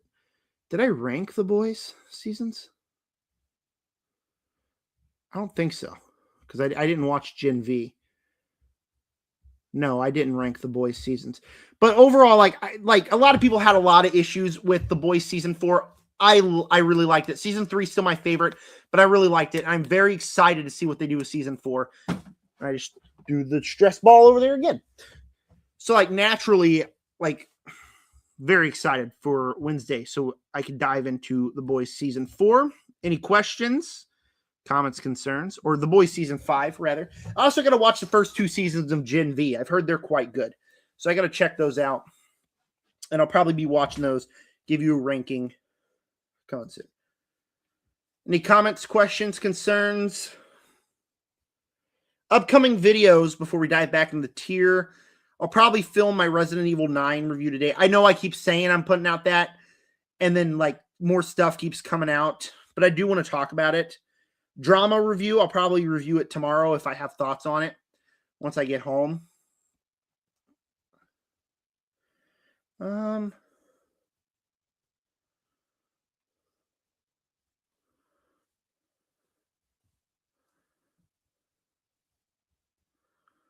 Yeah.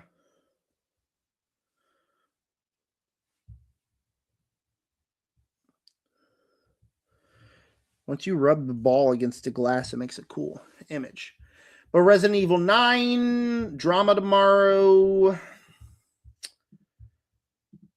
It's going to be a pretty slow week. Daredevil review, and then The Boys season 5, episode 1 review as well. So it's going to happen.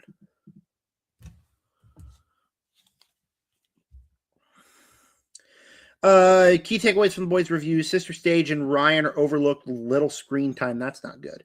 Soldier Boy is the most screen time out of all characters. Awesome. Love Soldier Boy. Episodes 3 and 5 are heavily praised. Okay. Season finale episode was not shown to critics. Good.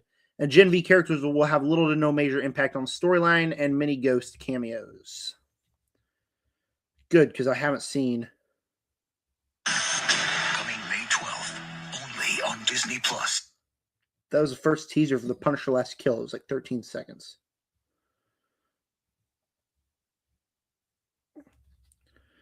All right, I'll give it a couple more minutes.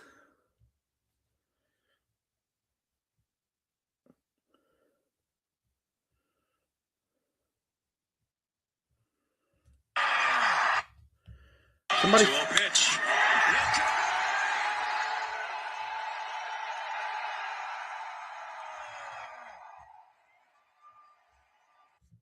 Sorry, somebody said it was a bad call on the Athletics walk-off yesterday. It was not quite good.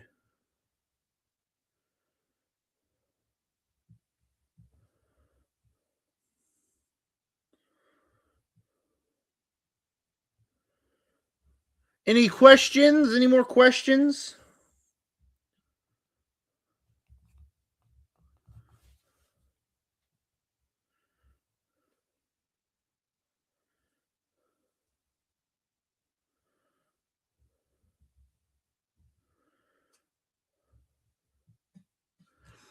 Pizza movie. That's something that's getting like a lot of traction on Twitter with like a lot of people making fake posters about it.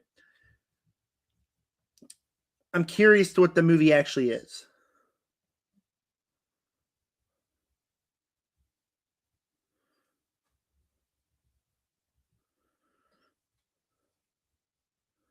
The Mets moving games to 3:10 Central Time tomorrow and Wednesday. Okay.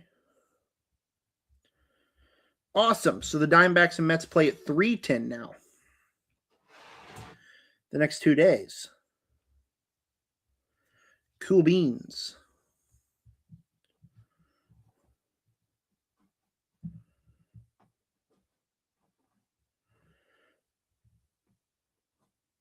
All right.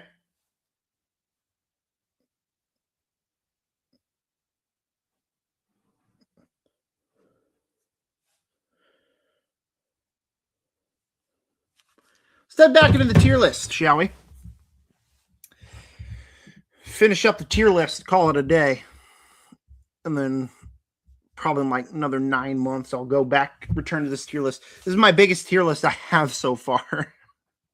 So there are a lot of horror movies on here. We got 1, 2, 3, 4, 5, 6, 7, 8, 9. We got 9 left. 9 movies left to talk about. Let's dive in to 28 years later.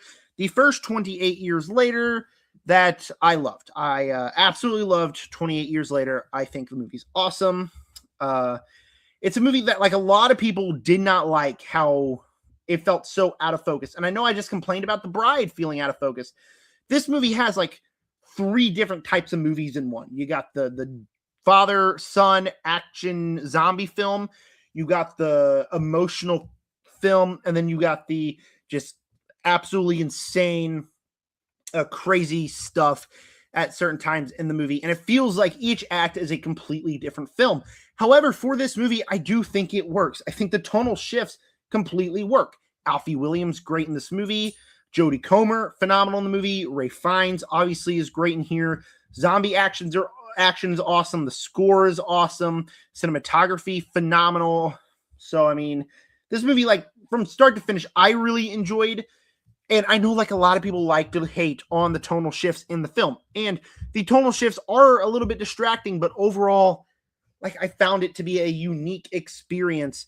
And the emotions in the back of the movie, that's what The Bone Temple was missing, was that those emotions with, you know, him having to give up his mother made me bawl my eyes out in that theater.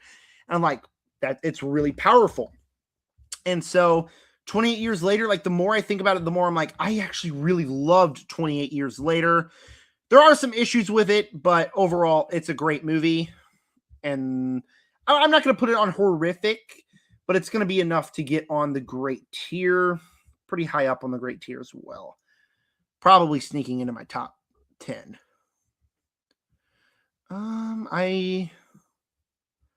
It's going to be right shy of the top 10. I'll put it right here in front of Immaculate. That's where 28 years later goes. And ironic of The Bone Temple to not have the Bone Temple in the poster, but 28 years later to have the Bone Temple in the poster. It's a little insane. The Black Phone 2 is all right. I was excited for this movie because like the trailer showed the grabber on ice skates killing people. And when it's a grabber on ice skates killing people in the dream sequences, the movie is awesome. The movie drags severely in the first act. And as soon as the grabber shows up and you get like the fun set pieces, the movie is awesome. Awesome, awesome, awesome. I got to look up the cast for this movie because I can't remember her name right now. But I mean, dude, like grabber on ice skates, like it's just awesome. It's a lot of fun. You got Mason Thames. He's a lot of fun in here. Ethan Hawke, phenomenal as a grabber. But Madeline McGraw is the scene stealer in this movie. She is great in here and like just gives that emotional performance that she's able to do. I loved her character in this movie. There's also some emotional sequences in here, but overall, like it's a movie that I had a lot of fun with because of the set pieces, and that's what I needed from this movie. However, I do think there are a lot of draggy moments. The first half of this movie is really bizarre to me. They go to this summer camp in the snow because someone down here? I think that was a cat. I just heard random noise. They go to this camp in the snow because like, you know, she had a dream, whatever. So it's just so goofy. You listen to a cover of Bricks in the Wall by Pink Floyd, and Mason Thames goes out there and runs in the snow, just so campy and goofy. And it's like, what's going on? This is really stupid. And just like decisions from characters are stupid throughout the whole movie. Fortunately, when it's like the fun grabber stuff, I was like, yeah, I'm really enjoying this movie. But like it did have some script problems. Where's the first Black Phone on here? I'm going to put this one right behind the first Black Phone. Just right behind. They're both on the same page for me. I really like both movies. I also don't love both movies like a lot of people do. FNAF 2. I went on a double feature on my birthday to see... Was this Zootopia 2 and FNAF 2? Was it Zootopia 2 and FNAF 2? What did I see on my birthday? I gotta check Letterboxd now. I gotta check Letterboxd now. Because I can't remember. I'm just gonna do it on my phone because it's faster. Where's December? Yeah, it was Zootopia 2 and Five Nights at Freddy's 2. Zootopia 2, by far the winner. Five Nights at Freddy's 2 is frustrating for me because there are a lot of things that are quite good in FNAF 2 that I did really enjoy. The lead performance, really good in this movie. There were things... Now, don't get me wrong. I haven't played the games. I'm not a big, yeah, Jake said it was Zootopia 2 and FNAF 2. He went with me. I haven't played the games. I'm not into the games or the lore. I'm interested in the games and the lore. I think it's interesting, but I'm not into that. This was a movie that was the inside job for fans. If you're not a fan of the movie, you're not going to understand a lot of things that are happening. Now, there were things I know about the games that were in this movie, like when he puts on the mask and he's doing the thing where you got to run from the door to close it, whatever. That part was really fun. There were a lot of cool Carnage Candy moments in the movie. But I mean, there's not really any on-screen kills, which is frustrating. The character motives are incredibly dumb, and it's just really stupid. You get to the end of the movie, and the plot of the movie is they want to, or the bad animatronics want to get the little girl to let them free of their cage so they could kill all the adults, because the adults in the beginning of the movie. A little girl, it's crazy. A little girl walked up to 5 or 6 adults and were like, "Hey, I just saw a little kid get kidnapped." And they're like, "Who cares? Go tell your own parents," because that's something a normal adult would do, is just say, "Oh, you saw a kid get kidnapped? Well, get out of here." Grab him by the throat, throw him away. I'm getting a call from my best friend. Give me 1 second.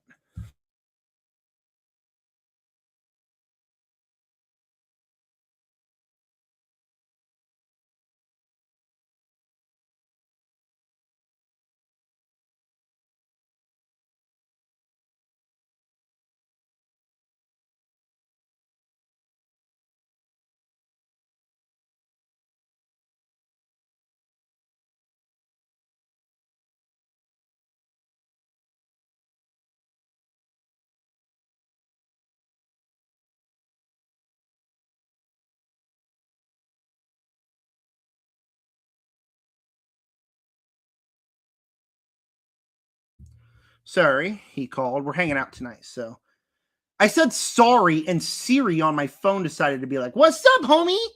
No one's talking to you. Shut up. But anyways, so the adults were like, "Yo, go away." They just punched the woman. They don't actually punch the girl. But so she is all of a sudden a demon inside of the animatronics area. And the animatronics all of a sudden want to kill all the adults because of what the adults did back then when they saw a kid get murdered, which ended up resulting in the little girl getting... It's really, really confusing. Ended up resulting in the little girl getting murdered. So the animatronics, the bad animatronics, want to kill them, all the adults. So at the end of the movie, the good animatronics pop in. The theme goes, dun, dun, dun, dun. It's the Avengers theme. It's not actually the Avengers theme, but it's Avengers Endgame Portal level on how awesome it is. Awesome in air quotes because it's complete dog shit. But yeah. It's stupid. It's incredibly stupid. It's watchable. It has watchable moments, but the lore, the themes, the story is just an inside job for fans. It's bad. It's going to creepily mid/bad. I didn't hate it. It's going to be higher up on this tier. I'd rather watch it over Y2K, rather watch it over Beast. I'm probably put it right here.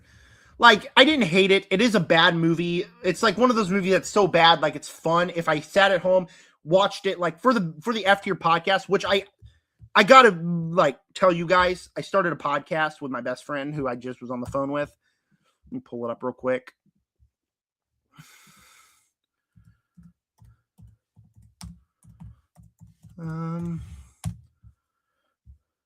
Right here. Where we haven't really updated or anything, but we put out an episode. It's we talked about 50 Shades of Grey franchise. Let me show you real quick.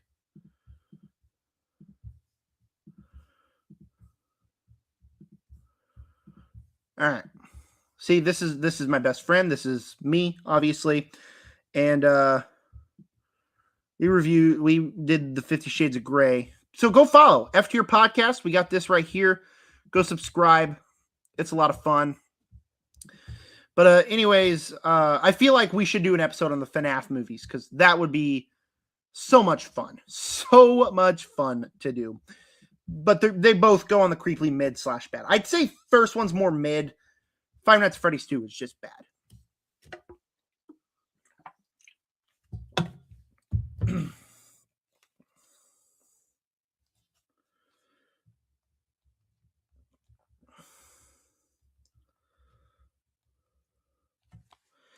All right, Frankenstein. Guillermo del Toro's Frankenstein. Whoops. Hold on, I got to text him back.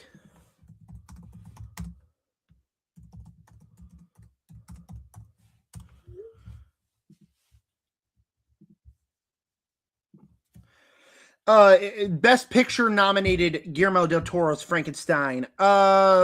See it on a big screen if you can. Any possible way to watch it on the big screen. I watched it on Netflix. When I reviewed it, one of my criticisms was it just didn't look great in the big screen. The movie looks phenomenal. It's the best looking one out of all of the Best Picture nominees. It looked great. It was awesome.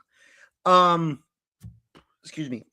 Oscar Isaac, Jacob Elordi, fantastic performances by both of them in the movie. Mia Goth is also quite good in here. I will say, like, the story elements definitely lack for me. There's never a moment where I'm fully on invested in the story. The best parts of this movie are the slow moments where, like, we're discussing, is it moral to bring people back from the dead? Or we're discussing stuff like, what's it like to be human?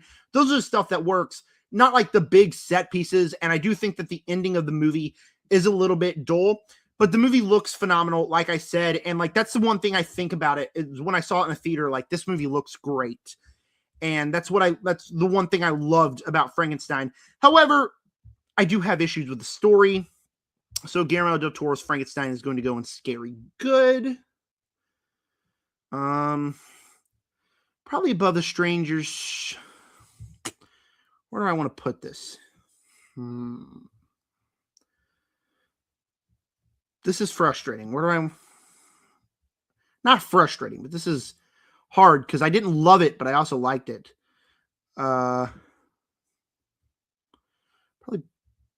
put it above the Black Phone movies. I'm considering putting it here. I'll put it right behind Heretic. I think that's where I put it.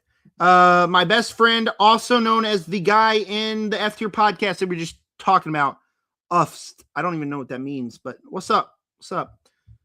We might be filming our episode on the Ginger Dead Man tonight, or a Heated Rivalry, because I did watch Heated Rivalry with my best friend for a podcast episode. I told you guys in a previous stream, like 5 likes, and I review it. I'm not reviewing it here, but there will be a podcast episode because I watched all 6 episodes of Heated Rivalry, and it's something that I'd rather eat a shotgun shell than do again. Backwards. Shut the... Okay. All right. I figured it out. Anyways, Heated Rivalry sucks, and we're going to have a podcast episode on that. You guys better check it out, and you better go subscribe to the F Tier Podcast. Do it. It's an awesome podcast. All right, we got 1, 2, 3. We got 5 movies left to talk about. Him is a movie that just kind of felt disrespectful to me. Like, I'm a massive horror fan. I'm a massive football fan. And the movie's a movie where the themes are, if you like football, you're part of a cult. And I'm like, well, no. I watch football every Sunday and Saturday and every day that football's on because I love football and I'm not a part of a cult. And the movie's like, sports fans are cults. they're all a bunch of cults, and it's like, that's disrespectful. Marlon Wayans gives a phenomenal performance in here. He is a ton of fun in this movie, but the themes are just dumb, and I couldn't even respect it when it gets to like the Carnage Candy, because you go throughout the entire movie just kind of being like, yo, yeah, that's our theme of the movie, and it's just like, it's quite honestly disrespectful. And like, it does some cool things visually, but the movie, like throughout the entire movie, is just so out of focus and confusing that it's just like, it's just bad. And I walked out of the movie not knowing how to feel. I was like, is there moments I liked? Yeah, but no. So it gets on creepily mid/bad. It's going on the bad part of that one, though. It's better than Imaginary, better than Time Cut, better than Wolfman, better than Lisa Frankenstein, but it's going to go right behind the Boogeyman. I'm content with being right here. I Know What You Did Last Summer, a movie that actually The West Way, who's right here in the comment section, all two of us in the tier list. Are you commenting from your YouTube channel, Wes? Because all of you should go follow him on YouTube at The West Way, because his YouTube channel is pretty cool. Talks about cars, and you should see what he did to his car. It's pretty freaking badass. It's awesome. Not even gonna lie. But anyways, I Know What You Did Last Summer. I was supposed to see it with him, and yes, okay, so go subscribe to The West Way. Anyways, I was supposed to see it with him, and lucky for him, something came up last minute to where he couldn't go. Lucky dog, the movie sucks. I Know What You Did Last Summer. I hardly know her. I hate this movie. It absolutely sucks. It goes in terrifyingly awful. I'm actually considering putting it last here, because like the more I think about it, I freaking hate it. Dude, I hate this movie. It's like, you don't care about the characters. From the very beginning of the movie, you just don't care what's going on. And once you get to like the stuff where it's supposed to be like the slasher stuff, the fun stuff that you're supposed to enjoy from these movies, you get to that and it's like, oh, it's a rated R movie, but every kill is off screen. You don't actually see people getting killed. And every time it starts to go in an interesting direction, it just contradicts itself. And the big twist is that it's one of the final survivors from the first movie. It is, what's his name? Freddie Prinze Jr. It's Freddie Prinze Jr. He's a killer. And so they tried to do this big twist reveal with him being one of the heroes from the first movie, which is not only disrespectful to that first movie, which I don't even like in general, but it's just stupid. It makes no sense, because apparently his motive was, one of his students walks up and is like, hey, yo, you want to kill some people? And this dude's like, yeah, hell yeah. And then they kill people. And the icing on the cake from just a generally bad movie that I hated in general is the final scene of the movie is our two final girls joking around about all their friends getting murdered. They just survived a traumatic incident. One of them has stab wounds, and they go get a burger, sit on the beach, and say, ha ha, one of the killers is still out there. Ha ha ha ha.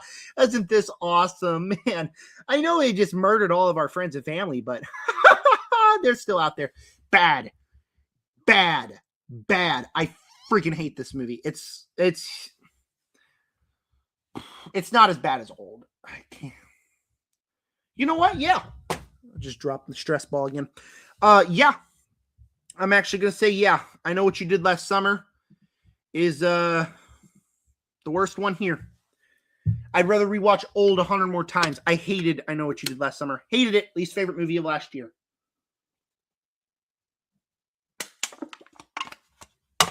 Cheers, mate. All right, 3 more movies to go. The 3 2.0. It is... It's not... I would much rather, I think, watch a bad action movie than a bad horror movie, because a bad horror movie is just a bunch of bad jump scares and kind of test your patience. A bad action movie, you at least have some action sequences. So Megan 2.0 has those action sequences, has those moments, goes a more comedic route, makes the movie much more watchable than like the first Megan movie, which I didn't even like in general. And so like I liked it more. Like is a strong word. I didn't really like the movie. I'm just not a fan of this franchise. These types of movies aren't really for me. I'm sure the teenage girls will go out and enjoy the movie watching Megan, the badass girly doll, kill people. For me, I was like, I liked it more than the first one. It's just kind of dull, doesn't do anything special. Story's predictable. You know exactly where it's going. It's a bad action movie. But watching a bad action movie is better than watching a bad horror movie. In fact, I think I liked it more than Y2K as well. I'll put it here. Megan 2.0 is here. I'd say Megan 2.0 is more mid. Jacob said,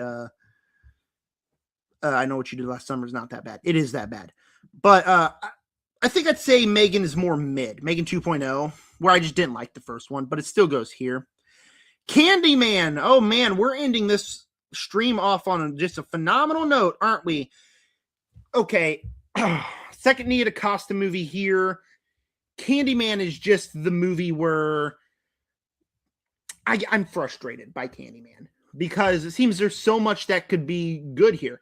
Got Yahya Abdul-Mateen, who's just a really good actor that I really enjoy. You could have some really cool, scary moments in here, but overall, all of like the slasher stuff is played off as campy. Every kill's played off as a joke, kind of like in 28 Years Later, The Bone Temple. But like I watch Candyman, I'm like, okay, this could be a good movie, but the slasher stuff, like in general, just doesn't work for me. And then you get to the theme.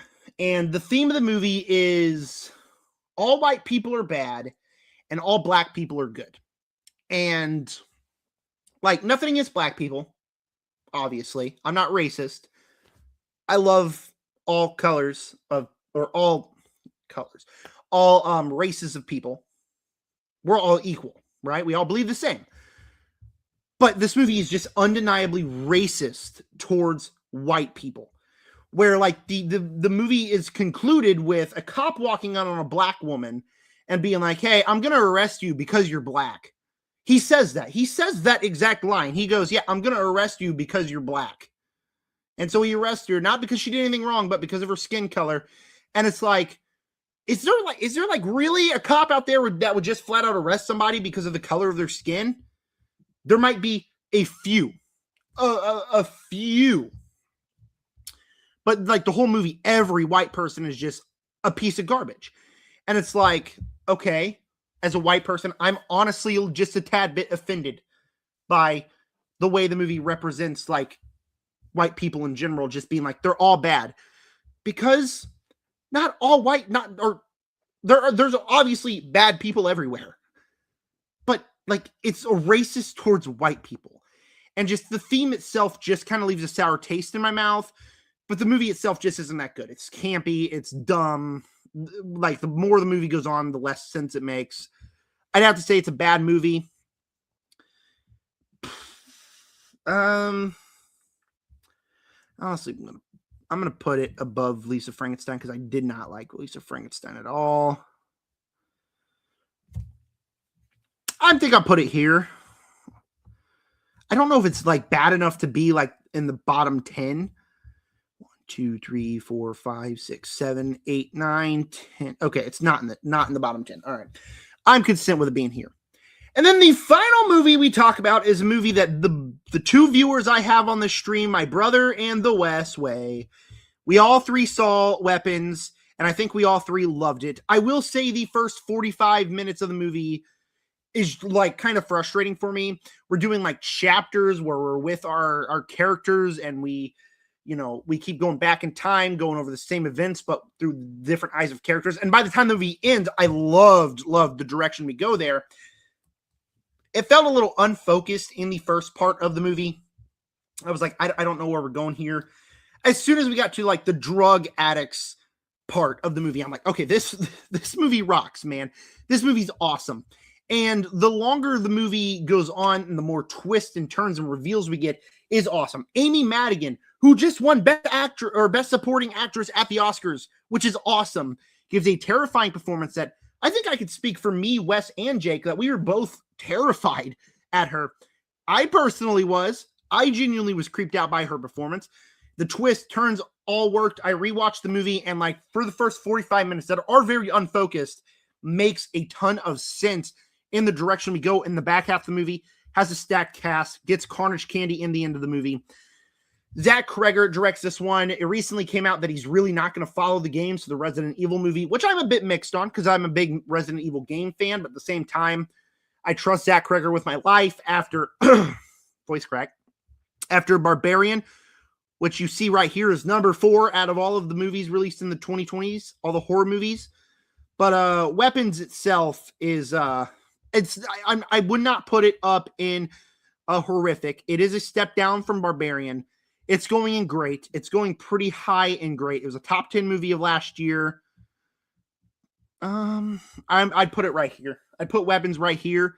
Is it in the top 10? 1, 2, 3, 4, 5, 6, 7, 9, 10. No, Terrifier 3 star. I'm actually going to move Companion up. All right. It's go right here in the great. It's in the top 15 horror movies of the 2020s.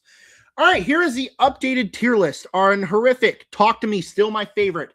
Smile 2, The Long Walk in the top 3. Barbarian, Sinners, Nope, Evil Dead Rise. And great, we got Abigail, Godzilla -1, Companion, Terrifier 3, Weapons, 28 Years Later, Immaculate, Trap, Scream 5, Together, Long Legs, Totally Killer, Alien Romulus, Predator Badlands, Doctor Strange and Multiverse of Madness, Bring Her Back, Knock at the Cabin, Nosferatu, Drop, Woman in the Yard, Army of the Dead, Your Monster, Final Destination Bloodlines, Conjuring 3, and Predator Killer of Killers, and Scary Good, Malignant, The Substance, We Bury the Dead, Halloween Kill, Strange Darling, Hard Eyes, Thanksgiving, Quiet Place 2, The Invisible Man, The Gorge, Speak No Evil, X, Renfield, Clown on Cornfield, Terrifier 3, or Terrifier 2, sorry, Quiet Place Day 1, Ready or Not 2, Heretic, Frankenstein, Prey, Black Phone 2, Saw X, Orphan First Kill, Men, Day Shift, Scream 6, Housemaid, Strangers 1, Elevation, The Nun 2, Cold Storage, Undertone, Scream 7, Send Help, 28 Years Later, The Bone Temple,